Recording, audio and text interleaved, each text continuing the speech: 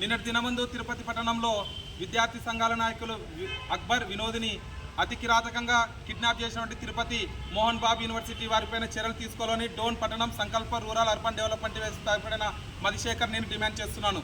మా డిమాండ్ ప్రధానంగా మూడే.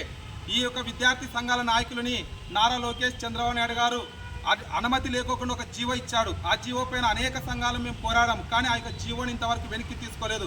రెండోది ఏమంటే, మన దినమందు చైతన్య కాలేజీలో ఒక పిల్లోడు విరివేసుకొని చనిపోతే దానిపైన ప్రశ్నించడానికి వెళ్ళినటువంటి ఎస్ఎఫ్ఐ విద్యార్థులని అక్కడ ఉన్నటువంటి పోలీసు వారు జూదం ప్రదర్శించి వారిపైన దాడి చేశారు.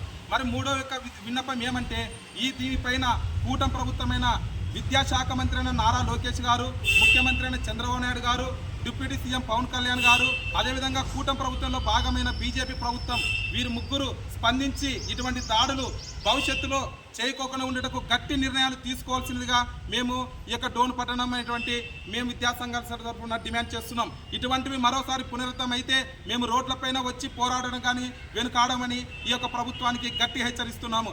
కాబట్టి ఈ యొక్క దానిపైన కఠినమైన చర్యలు తీసుకోవాల్సిందిగా మేము కోరుచున్నాము.